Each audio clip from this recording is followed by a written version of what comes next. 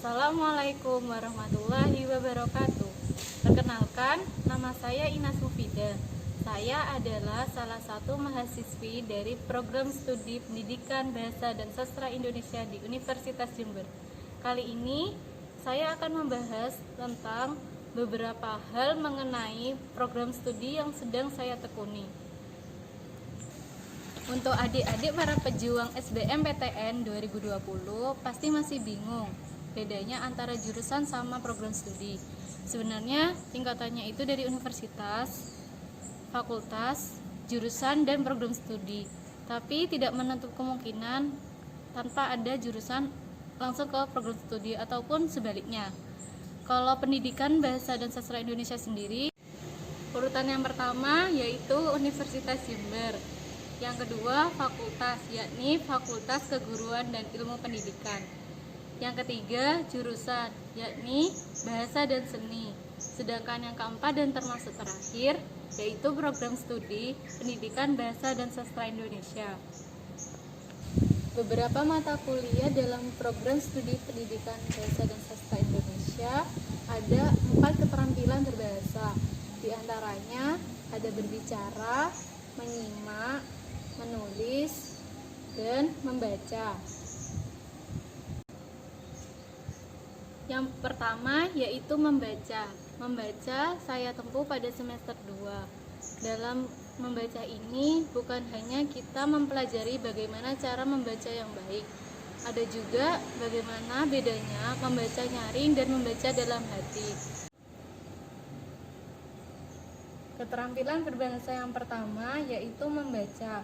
Dalam membaca ini bukan hanya kita diperintahkan untuk membaca dengan baik dan benar, tapi kita juga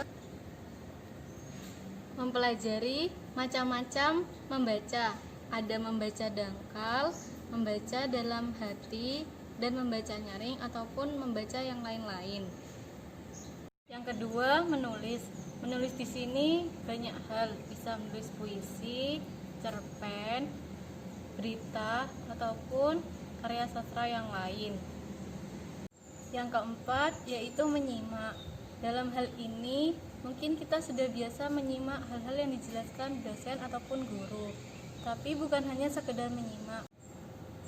Menyimak dan mendengarkan ini berbeda. Kalau mendengarkan kita bisa dengan sengaja, sedangkan menyimak kita harus menyimak dengan baik dan benar-benar memahami apa yang dibicarakan oleh lawan bicara. Dalam menyimak sendiri juga banyak yang dipelajari. Bisa salah satunya adalah faktor penghambat menyimak. Yang keempat yaitu berbicara. Dalam hal ini kita dilatih untuk berbicara di depan umum dan bagaimana cara berbicara yang baik dan benar. Dalam berbicara ini kita dituntut untuk berbicara di depan umum dan mengatasi kegugupan berbicara di depan umum.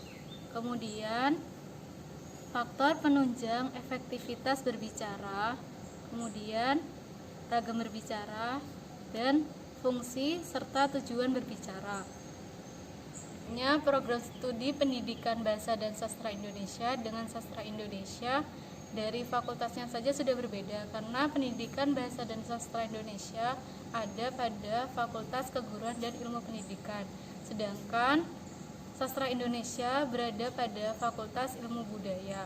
Sedangkan mata kuliah yang ditempuh sebenarnya Pendidikan Bahasa dan Sastra Indonesia masih mempelajari tentang sastra. Namun dalam Pendidikan Bahasa dan Sastra Indonesia ada mata kuliah mengenai bagaimana cara mendidik. Salah satunya adalah pengantar ilmu pendidikan dan belajar dan pembelajaran. Sedangkan sastra Indonesia sendiri mempelajari tentang karya sastra, bagaimana karya sastra itu sendiri.